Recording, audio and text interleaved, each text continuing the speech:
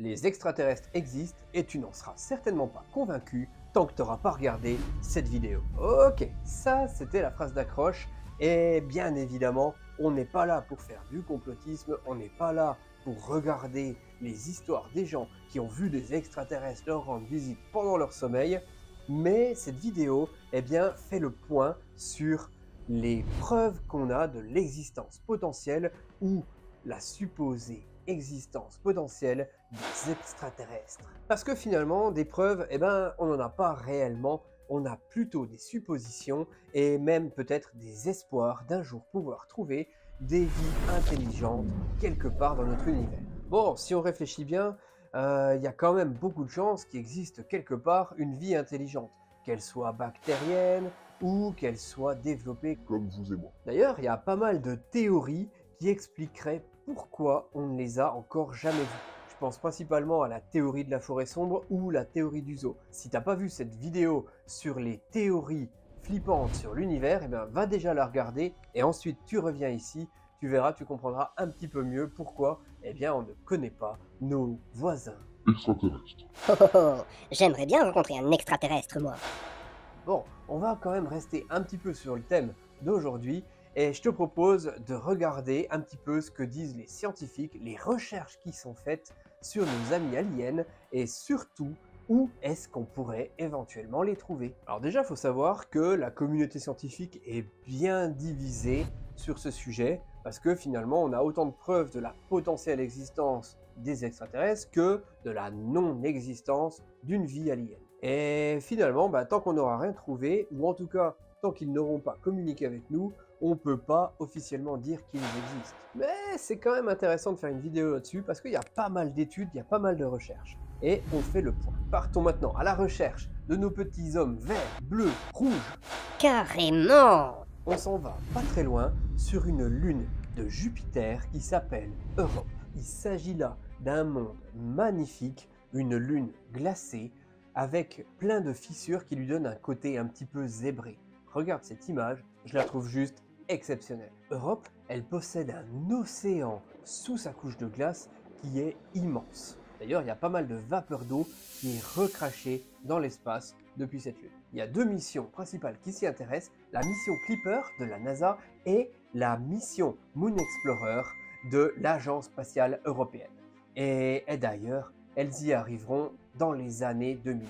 Et concernant cette lune, un certain professeur Michel Dougedli, je ne sais pas si je prononce très bien, qui est le scientifique principal qui s'occupe de la mission européenne, a dit qu'il serait surprenant qu'il n'existe pas de vie sur cette lune. Qu'est-ce qu'il y a d'autre dans l'espace?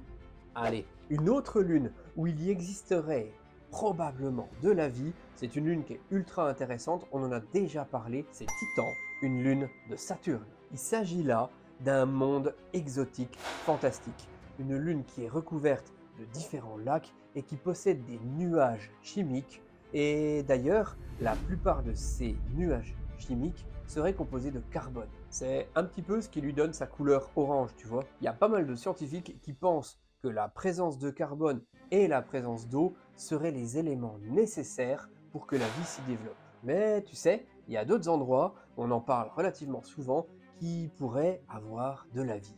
Simplement la planète Mars. Bon, là on parle d'un monde qui est totalement inhospitalier et donc qui n'est pas habité. Ça on le sait très bien, on a pas mal de missions qui y sont allées.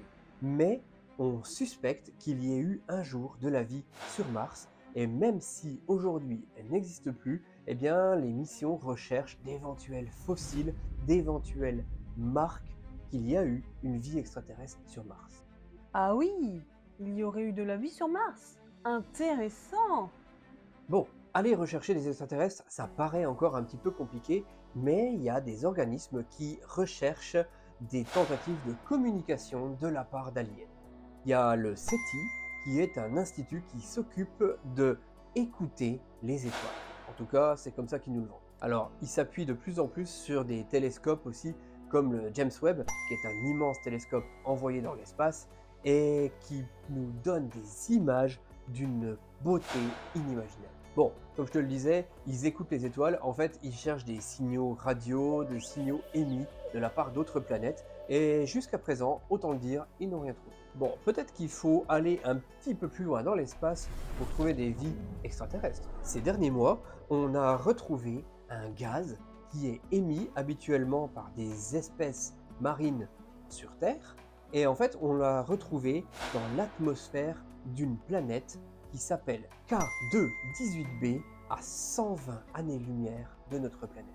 D'ailleurs, cette planète gravite autour d'une naine froide dans la zone habitable de ce système. En gros, c'est plutôt bon pour les températures. Tu vois, c'est tempéré, c'est cool. Elle se situe dans la zone qu'on appelle la zone boucle d'or. C'est un petit peu la meilleure zone possible pour que la vie s'y développe. Bon, faut pas trop s'emballer. Dans les prochains mois, eh bien, on va analyser tous ces éléments, voir si ces indices, eh bien, deviennent cohérents ou au contraire s'ils disparaissent et annulent nos espoirs d'avoir trouvé une vie extraterrestre. Mais un certain professeur à l'université de Cambridge nous dit que dans les prochaines années, notre conception de ce qu'est l'habitabilité, de ce qu'est une planète potentiellement habitable devrait être totalement transformée. Et avec elle, certainement la recherche de vie extraterrestre, peut-être qu'on recherche aussi très mal et qu'on ne recherche pas les bonnes choses. Après, on a de plus en plus de chances de finalement un jour trouver quelque chose. Il faut savoir que les technologies avancent et plus les technologies avancent, plus on a des capteurs précis qui nous permettent d'étudier les autres mondes de plus en plus loin et de plus en plus précisément. Je pense par là au James Webb, mais c'est pas le seul. Il y a d'autres télescopes, il y en a qui sont sur Terre, et dont un au Chili qui devrait être opérationnel dans les années 2030. T'aimes bien les étoiles? Je sais pas si tu l'as remarqué, il y a quand même beaucoup de choses prévues pour les années 2030. Ça doit être super impressionnant ces télescopes qui peuvent détecter des choses de plus en plus précises dans l'espace. La NASA est en train de planifier d'organiser un observatoire des mondes habitables qui sera justement disponible dans les années 30. Et d'ailleurs, tu connais le chef de la NASA, Bill Nelson? Regarde un petit peu une citation qui vient de lui. Qui suis-je pour dire que la planète Terre est le seul emplacement d'une forme de vie civilisée et organisée comme la nôtre? Alors il étaye son propos en s'appuyant sur les témoignages de nombreux pilotes, qui sont consignés dans un rapport du renseignement américain, ayant eu des frayeurs en apercevant des ovnis dans le ciel. Bon, ils ne savent pas ce que c'est, mais ils ont vu quelque chose et leurs radars se sont bloqués dessus. Entre 2004 et 2021, il y a eu plus de 140 phénomènes aérospatiaux non identifiés. Bon après, on n'a pas non plus la preuve que ces phénomènes sont liés à une vie extraterrestre. Mais pourquoi pas? Et si c'était réellement des extraterrestres qui nous contactaient? Bon après, il y a aussi le problème des distances. C'est tellement grand là-haut, on n'imagine même pas combien d'années il nous faudrait pour aller leur rendre visite. Et bien l'inverse est totalement vrai aussi. Si des petits hommes verts existaient dans l'espace, s'ils pouvaient voyager à 10% de la vitesse de la lumière, eh bien, il leur faudrait quand même un paquet d'années pour venir nous rendre visite. Et d'ailleurs, il faudrait encore qu'ils aient envie de nous rendre visite. Pour info comme ça, pour nous, on s'approche à environ 0,1% de la vitesse de la lumière. Donc, tu vois un petit peu le bazar pour se rendre juste à une année-lumière de notre planète. Après, il y a pas mal de raisons pour lesquelles on ne voit pas les extraterrestres. Peut-être ne sont-ils pas une forme de vie comme la nôtre, peut-être que la vie peut prendre d'autres formes que l'on ne conçoit pas, peut-être aussi qu'ils n'ont simplement pas envie de nous rencontrer, ou pire, peut-être qu'ils ont peur de nous parce qu'ils voient notre comportement et un petit peu comment on agit sur notre propre planète. Mais bon, en attendant, on est plus dans la recherche de formes de vie simples, des formes de vie microbiennes, et pas de petits hommes verts dotés d'une intelligence suprême, et pas de petits hommes gris avec une intelligence supérieure.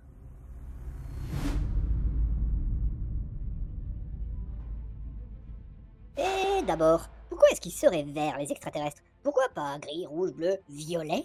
En tout cas, une chose est sûre, même si l'on n'a aucune conviction sur l'existence même des extraterrestres, le jour où on retrouvera des êtres intelligents dans l'espace, eh bien ça devrait quand même pas mal remettre en question notre conception de la vie et notre conception un peu égocentrique qu'on a sur notre planète. Je sais pas si tu l'as vu, mais on avait fait une vidéo sur les théories du complot et à quel point des fois elles sont un petit peu égocentriques, voire même assez égoïstes, et remet toujours l'homme au centre de tout. Peut-être que si on découvrait des extraterrestres dans l'espace, on pourrait se dire que le fait de ne pas être tout seul, eh bien, on n'est pas le centre du monde. J'espère que cette vidéo t'a fait sourire un petit peu et j'espère surtout que l'envie de découvrir des vies extraterrestres te fascinera toujours. En tout cas, moi j'espère qu'un jour on pourra voyager un peu plus loin dans l'espace et découvrir des choses merveilleuses et si ce n'est pas de la vie, en tout cas des mondes magnifiquement créés. Il est temps pour moi de te laisser. Je vous dis à la semaine prochaine. C'était le Chat Perché. Allez, ciao!